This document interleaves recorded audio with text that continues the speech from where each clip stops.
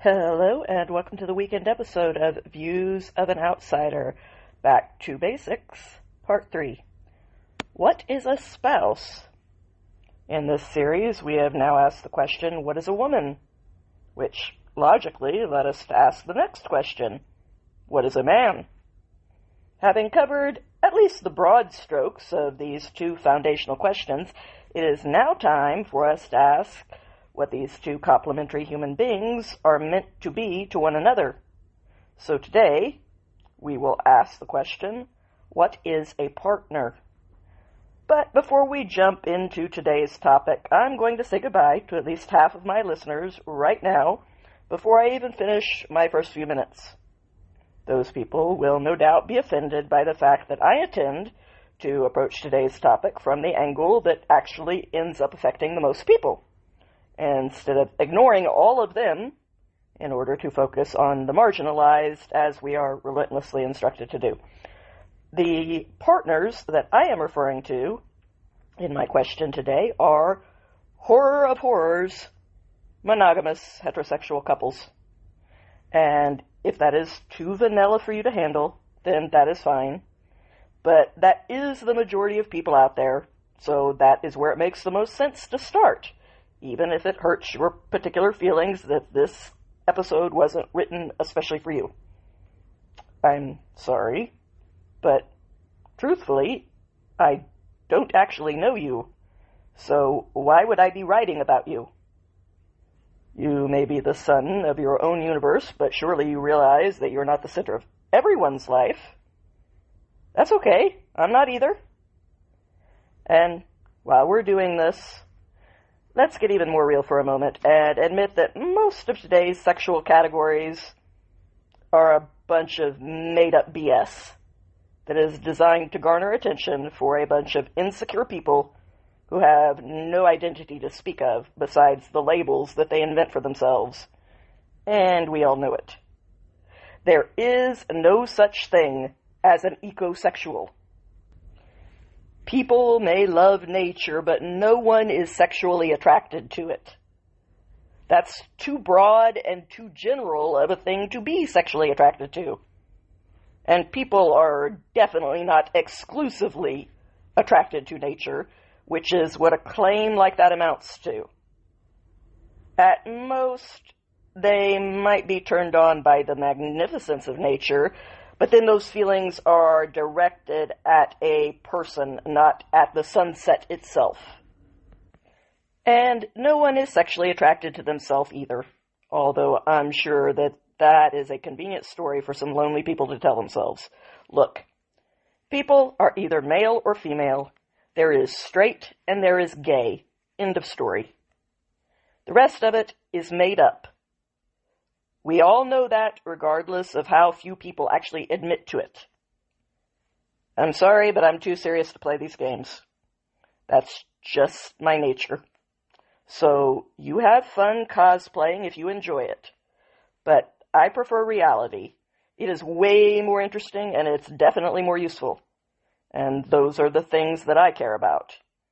And since most people are straight too, and since that is the kind of relationship on which the whole species, including both gay and straight people, depend, then that is where it makes the most sense to start.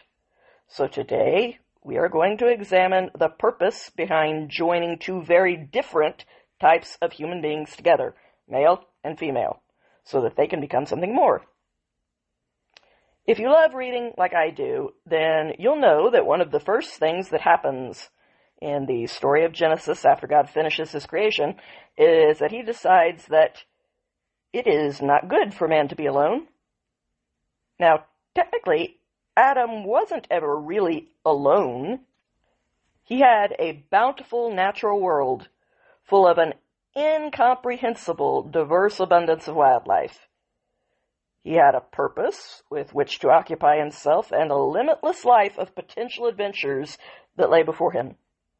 He even had direct communion with the divine, but the reality that was so crystal clear that it was spelled out in the very first story that we were told was that we need each other. We are wired that way. So you can either resent that fact and spend your very finite life trying to fight against it, unsuccessfully, of course, or you can acknowledge that this is the way things are and work with it. Man and woman were part of each other from the beginning. They were two sides of the same whole coin. There was a joyful symmetry to their pairing. Woman came from man, and all of mankind came from woman. They were meant to be each other's helpmates. A helpmate is a productive adversary or an opposing force for good. They weren't ever supposed to be the mirror image of one another. Where's the fun in that? They were supposed to balance the scales so that together they would reach a potential that neither of them could hope to obtain alone. So, whether you believe that the Bible was divinely inspired or just a collection of ancient wisdom, either way, this is one of the first insights about human beings that was important enough to pass it down to us. Men and women were built to be partners, compensating for each other's strengths and weaknesses while accepting and even enjoying their differences. But today we despise those differences, often while simultaneously denying that they exist at all. And we wonder why successful relationships are becoming such a rarity. We refuse to take an honest look at what relationships are and what they were never meant to be. And it turns out that denying reality in favor of playing make-believe is, unsurprisingly, not a recipe for success or happiness. I'll sum up by telling you honestly that someone else can't complete you, contrary to what Jerry Maguire told all of us. Maybe if I provide an example, it will give us a clue as to how much harm we continue to deliberately inflict on ourselves when it comes to being able to form the relationships that most of us want to have. Wiley Ballard is apparently a sports broadcaster who went viral on the internet a couple of weeks ago after interviewing two attractive young women at a Braves baseball game. He had an earpiece in, which allowed him to communicate with the main commentators in the press box. After going back and forth with them a bit, he joked to the girl on his left that, "They want me to get your number." Now, because she wasn't a moron, she knew that this was not true. It was a playful way of asking her for her number. She even joked back, "Oh, they want me to give you my number." And smiling, she eagerly gave it to him.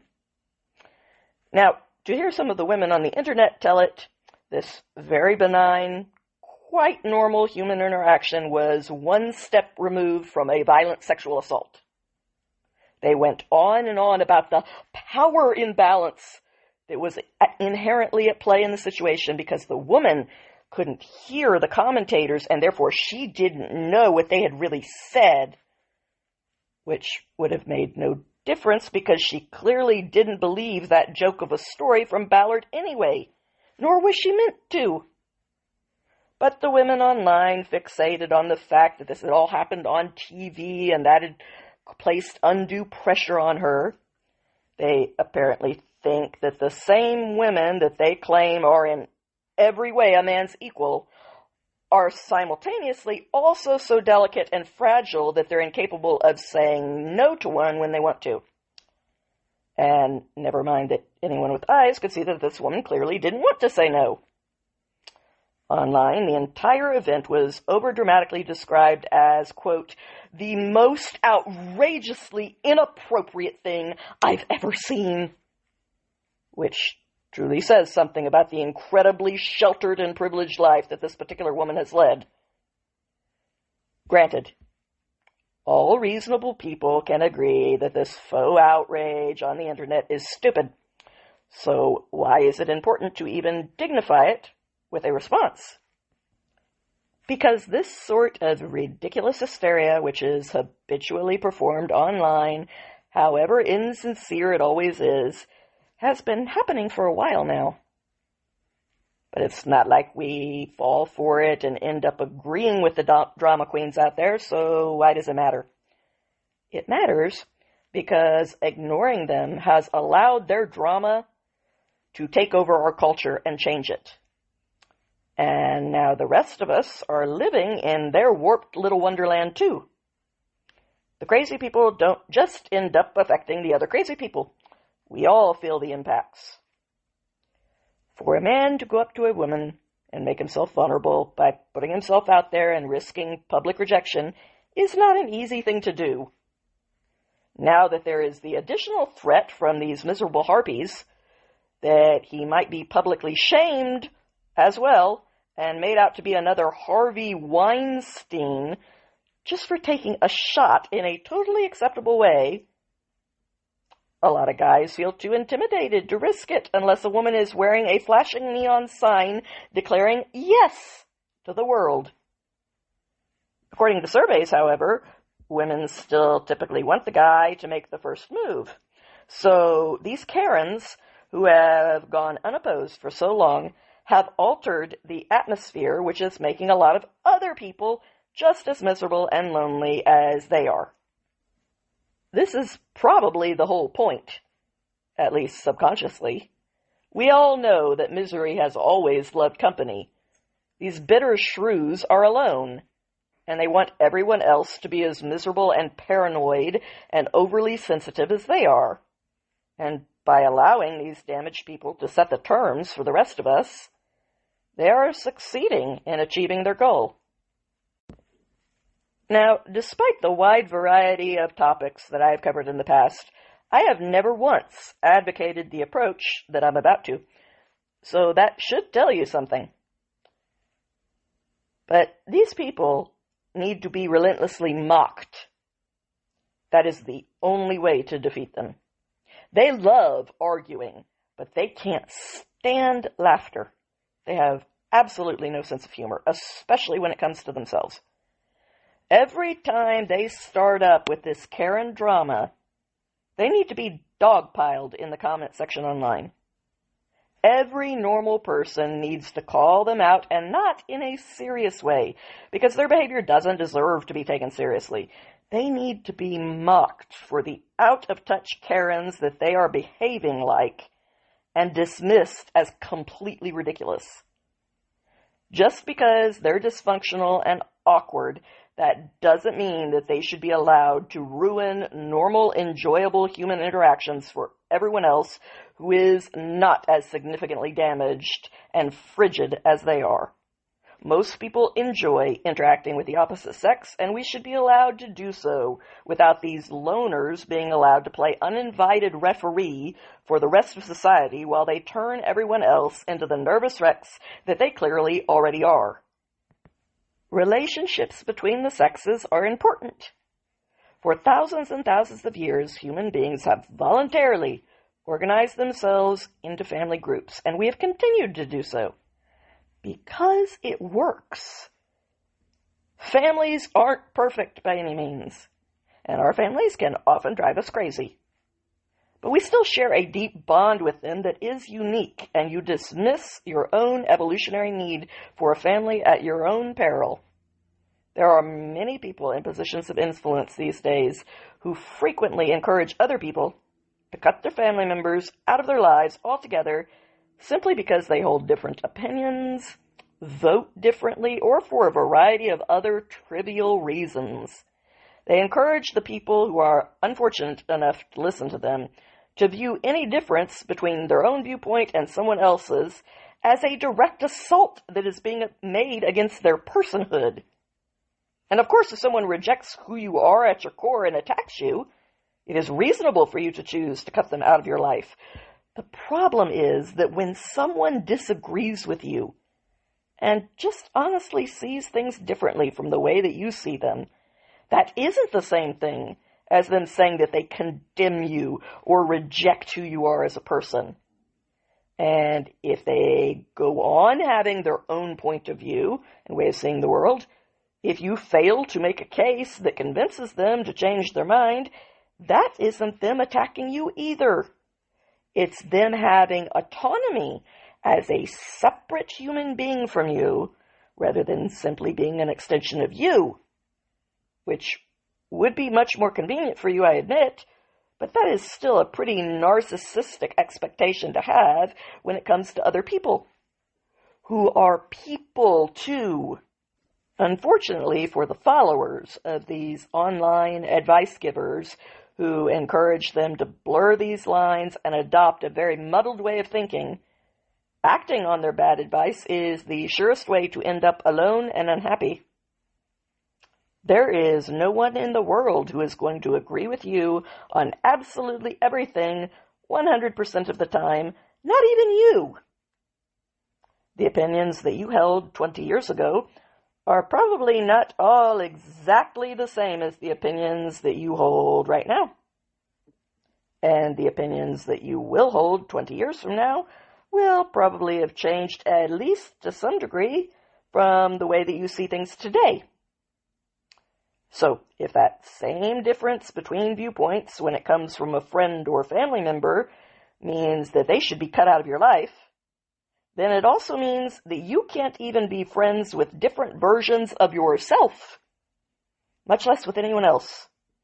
So that's not a great piece of advice to base your life on. Some people might try to argue that maybe an isolated outcome is okay. Why do we really need anyone else anyway? Maybe we are all better off living mostly or even completely alone.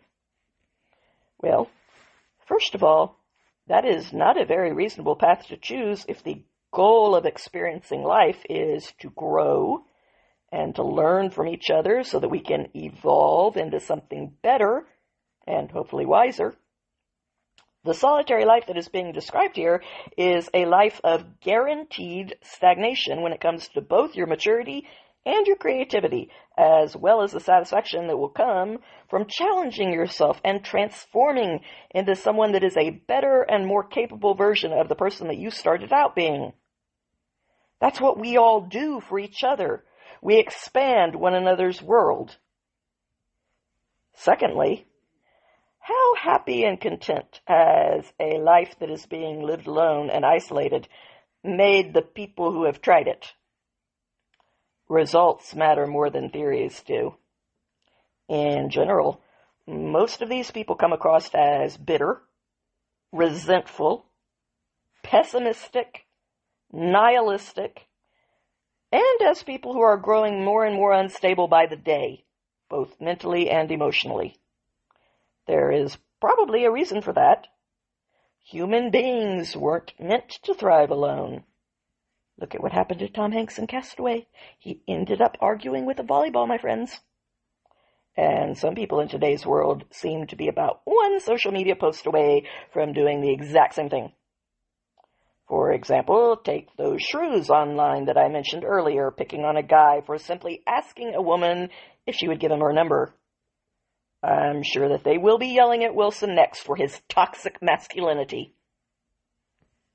So, even if the theory of trying to take on your life as some sort of lone wolf appeals to you, and you find the idea of not needing anyone to be a romantic one, the result out in the real world is going mad and being devoured, which looks significantly less appealing in the realistic light of day than it may sound inside your head.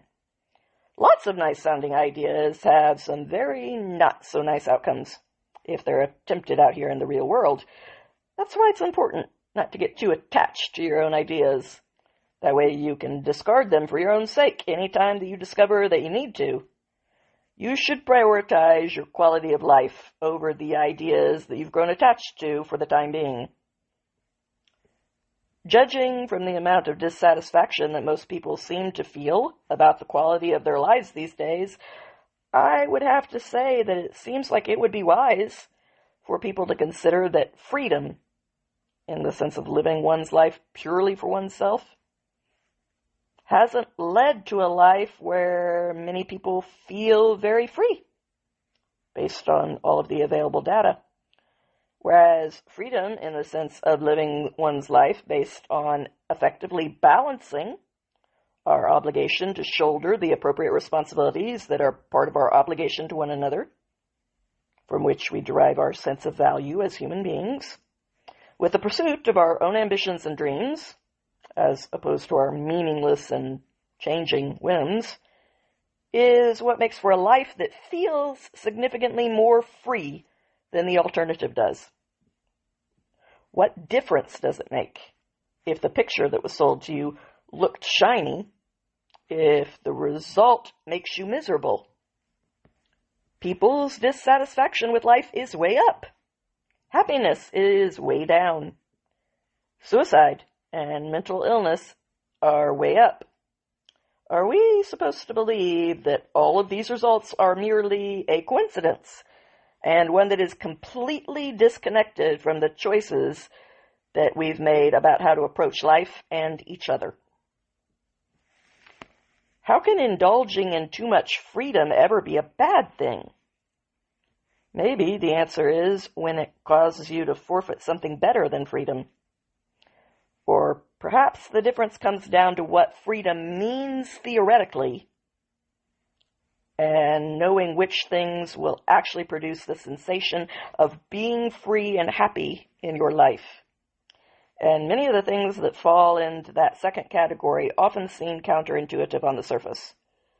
But you have to decide which is more important to you, the way that something sounds or the results that you get. All of these misconceptions and myths that are out there today when it comes to choosing to be part of a family or not extend all the way to the root of the family, which is, of course, fundamentally a relationship between the two sexes. We have been told that achieving complete freedom that is not limited by us having any rules will be the source of our greatest happiness. And nowhere have we been told this more than when it comes to our sexual freedom. Supposedly, the more free we are to do whatever we want to do with whoever we theoretically want to do it with in each passing moment, the happier we will all be. But once again, the results simply do not bear that out based on the evidence that is available to us. People are more free today to be with anyone that they want to be with, as casually as they want to be with them, with absolutely no societal judgment for doing any of it, than they have ever been before. And somehow, the result is that people are miserable and lonely. They feel terrible about themselves, and they suffer from all sorts of mental and emotional disorders. The birth rates have dropped well below replacement value, and many people who want to be in relationships are not able to successfully create them. How can that be? If people are more free than ever to engage in an endless variety of relationships, and they have access to more people to choose from than ever before via the internet and dating apps, as opposed to the limited options that they would have had in previous generations who were basically limited to the people in their immediate vicinity, then how is it possible that we are failing to achieve the simplest goal of all by being in the successful relationships that most people admittedly want to experience? How is that the result that we have gotten from our supposedly utopian and idyllic environments? Why is it that generations that were less free than we are were more successful than we are, not to mention happier? After all, they were doing it all wrong, right? Thomas Sowell was correct when he told us that much of the social history of the Western world over the past 3 decades has involved replacing what worked with what sounded good. Once again, being theoretically free to do whatever you want to with whoever you want to in any context in which you choose to consensually engage has produced a sense of feeling trapped for most people rather than a sense of feeling free. Now, you can choose to prioritize life's theories, or you can choose to prioritize their results and how they affect your life. But one of those things has to be more important than the other one. So the question is, would you rather be right, or would you rather be happy? Are you willing to live a life that makes you miserable in order to back an ideology that appeals to you, as you remain a loyal supporter of the cause and wait to receive an imaginary medal for your suffering? Or does the quality of your own day-to-day life matter more to you than being a good soldier does? And once you've answered that question, answer this one. Does the quality of your day-to-day life matter to you enough for you to forget your supposed obligatory loyalty to a theory that you've been taught so that you can choose what is best for you, even if it goes against the grain and results in criticism for having done so? When it comes to these issues, women have been lied to more than perhaps anyone else. I know that I'm supposed to feel some sort of loyalty to the sisterhood, but I'm sorry, I just don't. I'm not going to take their side when they are wrong, just because their chromosomes are similar to mine. My life is more valuable to me than their cause is. Now, you are completely free to reverse those priorities in your own life, if you want to. But you will not get me to reverse them in mine, so you might as well just accept that about me here and now. With that said, women have been lied to more than anyone else when it comes to these issues, and they have been lied to mostly by other women. I know it's way more fun to blame the patriarchy for everything that's wrong with our lives, but women are grown-ups too, and they have to be responsible for their own decisions like big girls. They have free will, just like everyone else does. The sexual revolution was supposed to free women more than anyone else. After all, men were already mostly free to indulge their sexual instincts as long as they kept it within reasonable limits and were appropriately discreet about it. They never faced the same degree of judgment and stigma that women did for violating societal expectations when it came to sex. But it simply was and is a lie to claim that women are exactly like men in the first place. We're not. I hate to burst everyone's bubble, but we are wired differently than men are. And left to our own desires without any indoctrination telling us otherwise, most women will prioritize things a bit differently than a hormonal young male of the species does. I just don't understand why we are supposed to feel obligated to perform like good little feminists by pretending to want things that we don't actually want in order to be considered acceptable by other women. The majority of the misogyny in today's world is coming from the people who think that women, as women, have no inherent value. These mostly female women haters think that they should be in control of other women.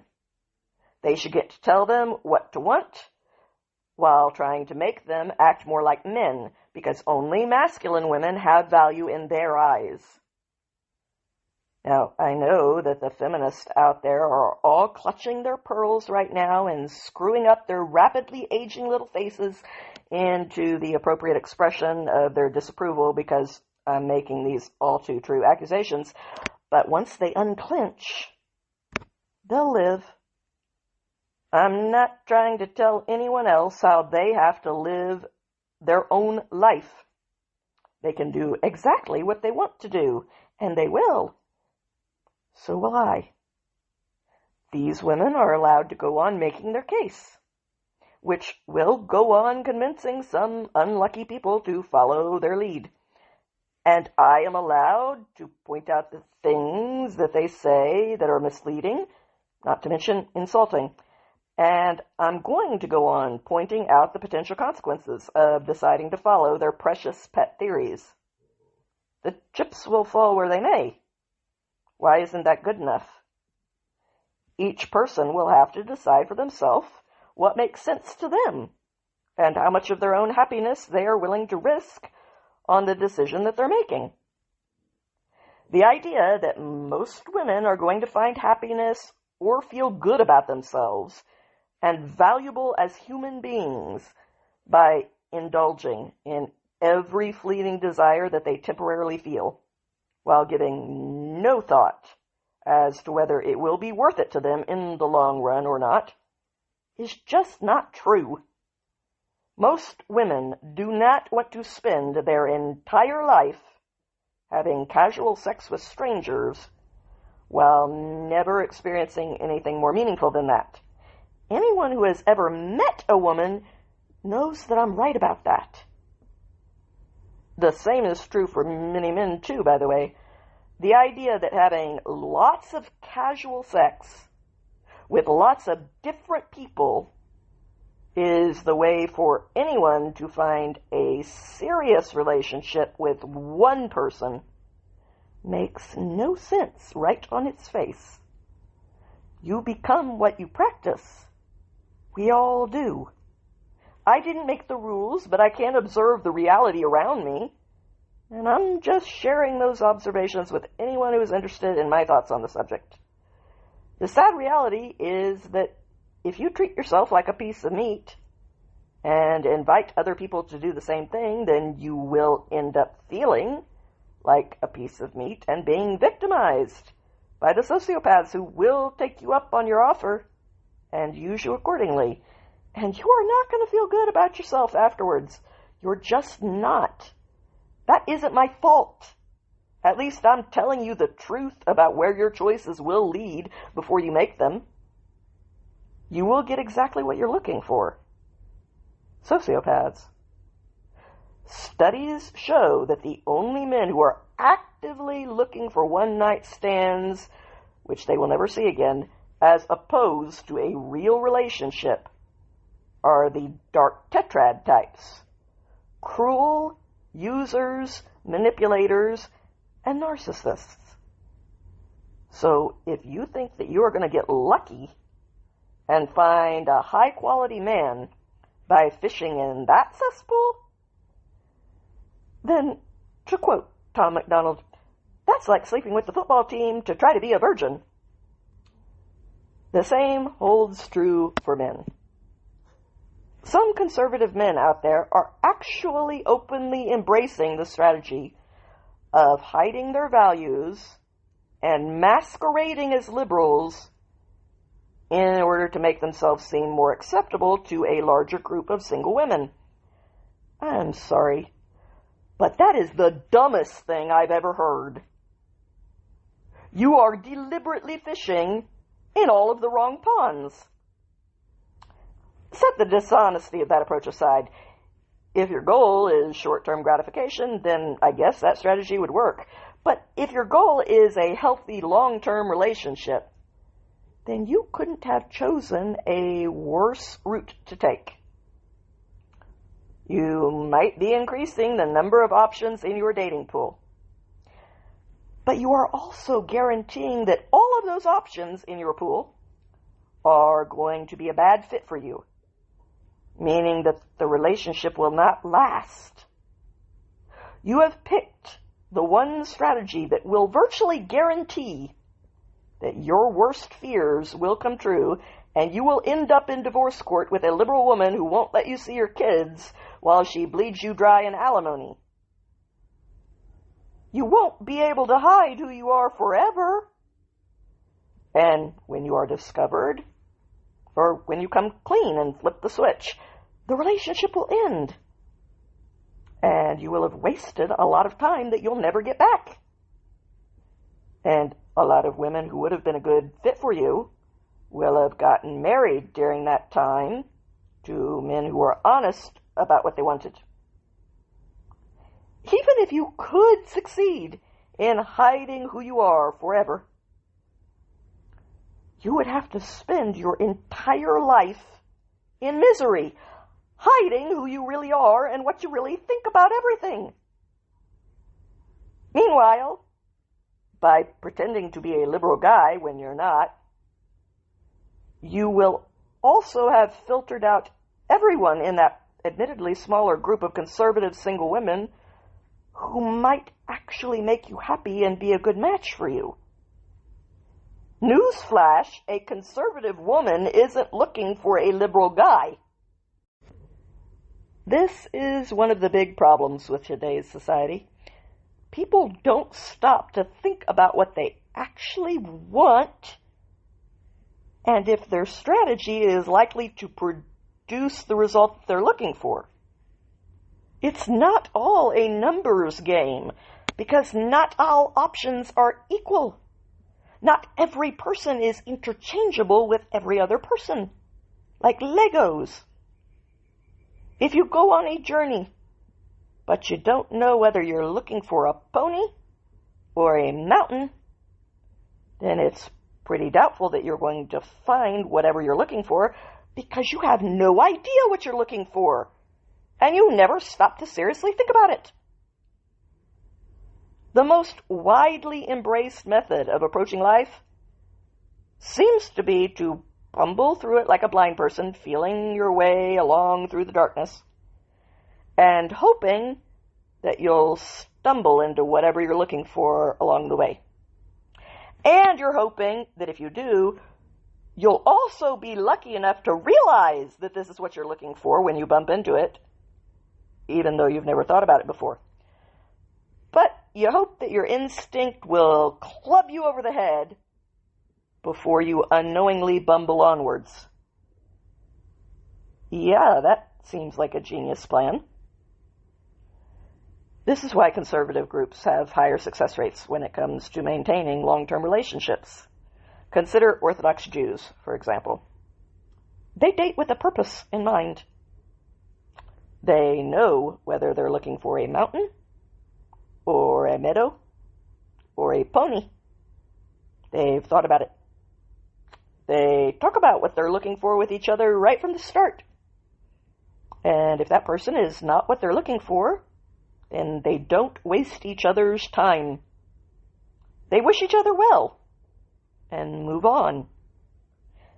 And as a result, they tend to find the person that they are looking for pretty quickly, because they know what that is, and they are focused on finding it. They are not focused on figuring out if they can talk themselves into settling for whatever is easiest and right in front of them right now. But most of the other people in today's society seem to believe that the way they feel about their unsuccessful life experience is some sort of strange anomaly. They should try to hide their failure and suppress their desires in order to not be rejected as being wildly different from everyone else. But you have to wake up to the fact that your experience isn't a bug in your favorite theory. It's a feature. I don't mean this in a mean way, but you're using a dumb metric to try to find happiness. People do this because, sadly, they falsely believe that there is no other choice out there and that this is as good as life gets. If they are feeling miserable and lonely with all of this freedom, then how much more miserable will they be if they end up being even less free than they are right now because they gave up some of their freedom? Their fear of the unknown and their fear of rejection causes them to cling to the very shackles that are preventing them from having what they actually want out of life. But despite all of the fun that people claim to have had by using this approach, they also admit to being very unhappy with the quality of their day-to-day lives today. It's a very strange cycle of self-denialism that we've fallen prey to, and we seem determined to continue inflicting it on each other. Maybe it's time to talk about a better strategy. What if you actually thought deeply about what you are really looking for and who you would need to become in order to attract a person like that? What if you realized that if you don't start getting your shit together, all of the good ones will be taken by the people who did? And after realizing that life waits for no man, and it ends faster than everyone thinks it will, what if you behaved like that was true for a change, and took the appropriate action about it? Seize the day. Seize life. What if you realize that you can't afford to waste your time on pointless relationships that have no potential to give you the things that you want? And what if you focused on learning to judge people quickly and to trust your gut and then act on it. But wait, aren't we supposed to avoid judging other people? Only if you want to ensure that you will fail to find what you're looking for. We are living in a world where we have reached a point now that is truly bordering on dystopian. In Aldous Huxley's novel Brave New World, it is considered unforgivably rude to refuse to have sex with anyone who wants to have sex with you. What right do you have to refuse? I mean, do you believe that you're better than they are? Are you judging them as being less than you? Don't you believe in equality? We're honestly starting to border on that as a society right now, at least as far as our perceptions go, even if it doesn't yet fully apply to our actions. After all, to reject anyone is essentially being judgy. Yes! Right! Good! You should be judgy when it comes to valuing yourself as a human being that is worth something. If we have reached the point where the things that once went without saying now need to be said out loud again, then fine. I'll say them. You are not a piece of meat. You should not make yourself available to anyone who is willing to pay for you just in order to be fair, as though you are a commodity in a marketplace. You are more than a product that is for sale to the highest bidder. And it is okay to know that you are more than that. I know many people, men and women, who don't want to be thought of as being judgy when it comes to the people that they choose to get involved with. But that is one of the areas where it is actually good to be judgy. It is okay for a woman to say that a man needs to have his shit together in order to be good enough for her to be interested in being with him. And it is okay for him to say that she has to have her shit together in order for her to be good enough to be with him.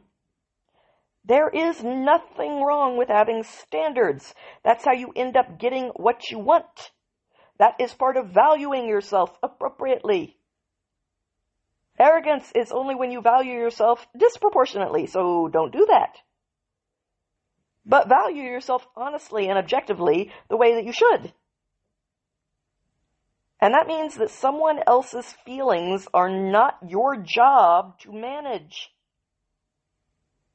It is good to care about people and their feelings, but it is not healthy to take those feelings on as though keeping them safe is somehow your job in life. Their feelings are their responsibility. You don't owe them you in order to spare their feelings. That is not healthy. That is codependent.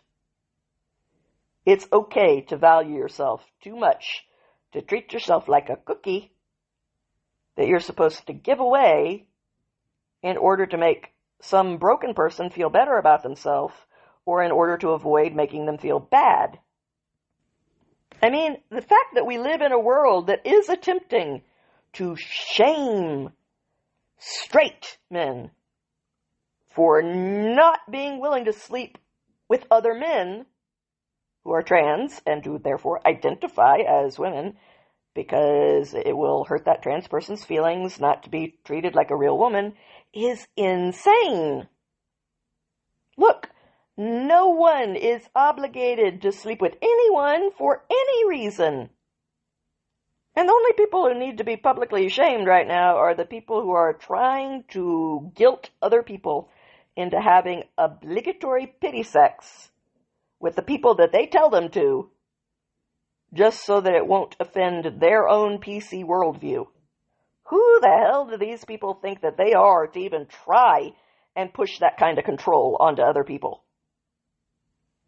The rest of us have to be willing to say, no, I do get to reject people because I get to decide who I want to be with, whether it's judgy or not.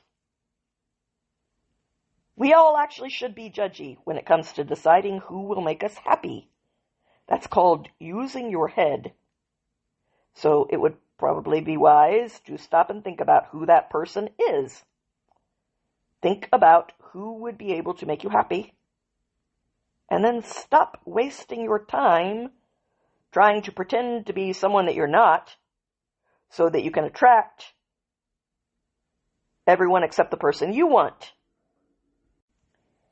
If a woman meets a man who is contributing nothing to the people around him, who has no ambitions or goals, who is unwilling to take on any real responsibilities, who engages in criminal activities, is addicted to drugs, cheats on her, lies to her, and is verbally abusive to her anytime that he's upset, then yeah, it is okay for her to say, that's not good enough for me. I realize that we now live in a world where you are never supposed to say that anyone is not good enough as is, even when they refuse to meet minimal expectations, but that doesn't make it any less true. Judging them in the sense of saying that you have reasonable, basic standards and that what they are offering you does not meet those standards is not the same thing as saying that they have less moral value than you do as a human being. Does it mean that you're bringing more to the table than they are? Well, I mean, if they're the guy that I just described, then yeah, you probably are. That's not being judgy to admit that. That's the reality on the table. And if you want someone who brings the same amount to the table as you do and you refuse to settle for less, that's not being judgy either. I mean, the other person does always have the option of raising the bar for themselves by bringing more to the table, or they can decide that they don't care enough about being with you to put in that kind of effort. And if they decide that they don't care enough to bother, then why is that your problem to solve? You're looking for a partner, right? You don't want to be in it alone with a man-child that you have to play mommy to. That's not a relationship. That's being a single parent. And likewise, if a good man is looking for a woman who can be a life partner to him so that he can build a family with her, and he sees a woman who isn't faithful to him, who likes to party and to do drugs, who isn't responsible or reliable, who doesn't value herself and is prostituting herself on OnlyFans, does he have the right to say, that's not what I'm looking for? Of course he does, and he should. That's not being judgy. That's being honest enough to not waste both of their time with something that is clearly not a good fit for either of them right from the start, and will therefore never make either of them happy in the long run. I realize it's never fun to be on the receiving end of that kind of honesty, but for the most part, it's mainly the people who get their feelings hurt by other people having standards who consider the having of standards to be the same thing as being judgy. But once again, lacking those standards or lacking the ability to be honest about them will not lead you to a life where you just luck into having a high-quality relationship or future. Life doesn't work that way. If you set a low bar, the world isn't going to raise it for you just to be nice. You should be judgy about who is worth spending the very finite amount of time that you get to have during your one and only life. If you're not judgy in that sense, then you will waste your life on a lot of people and experiences that only take you further away from the life that you actually wanted to have. And it will all be over before you know it. Being judgy is the first step toward finding a partner. You are making the judgment that this person is more capable of making you happy and better suited to building the life that you're aiming for than the person who is standing right next to them. And if you truly love that person, which is more than just having the fuzzy feeling that is associated with being in love, then you will want to be the kind of person who is enhancing their life as much as they enhance yours. Mixing up love itself with the feeling that is associated with it has been the source of a lot of confusion for a lot of young people. Loving someone is a choice, not a feeling. Attraction is a feeling, and it is a necessary part of love, but it is not love itself. The warm, fuzzy feeling that makes you feel all good inside is often the result of loving someone, but it is not love itself either. You can have that same feeling without being in love. Love is a choice. It is choosing to prioritize what is best for the other person above what you want for yourself, which is exactly how refusing to enable an addict is the loving thing to do.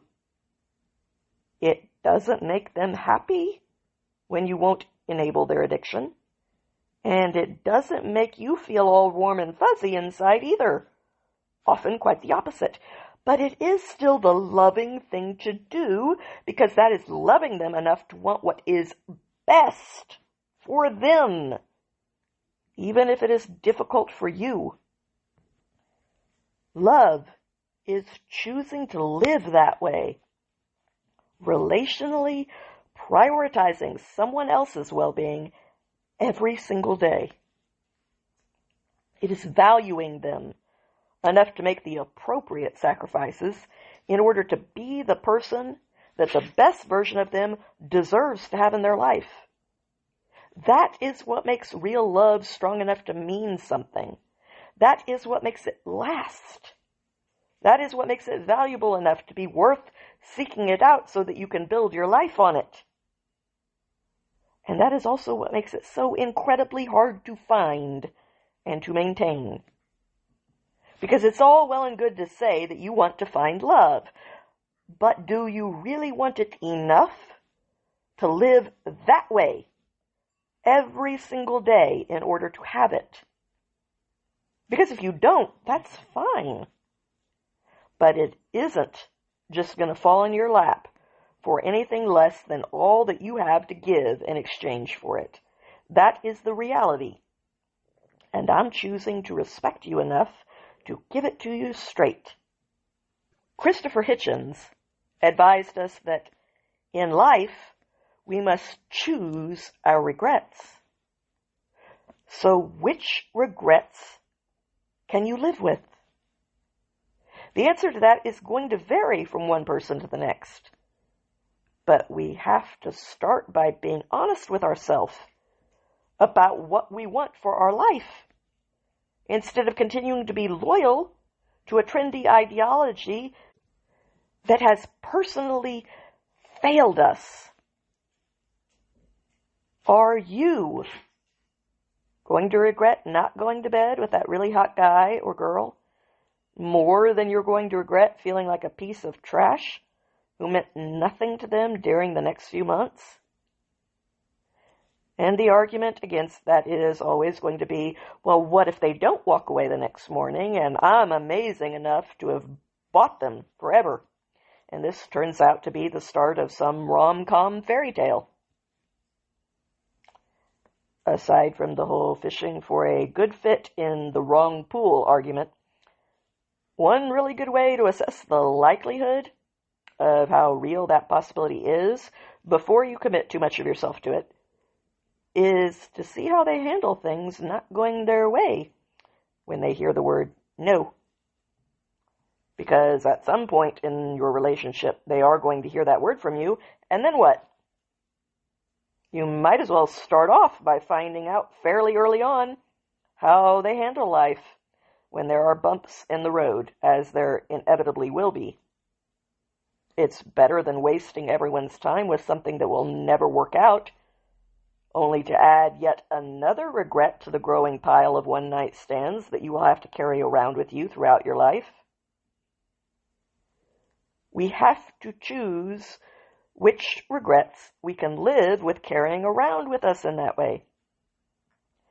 At the end of your life, can you live with the regret of having lived it isolated and alone more than you can live with the sacrifice of having to compromise with someone in order to have healthy relationships with other people that you can't control?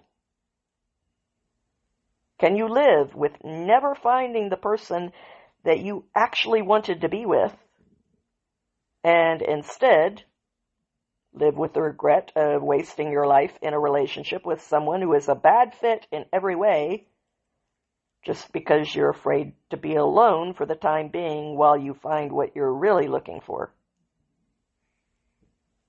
It's an adult world, and it's time that we respected each other enough to treat people like adults. Let's agree to be straight with each other and ask the real questions. The answers that people come up with are up to them. After all, they are the ones who will have to live with the outcomes of their decisions. So, my friends, I say to you now, your life is up to you. Thank you for listening to today's podcast. I hope you enjoyed it. If you did, please help me build this podcast into a success by clicking like and follow, because that is what affects the direction of these things. And I hope you come back again next week. Until then, have a good week, my friends.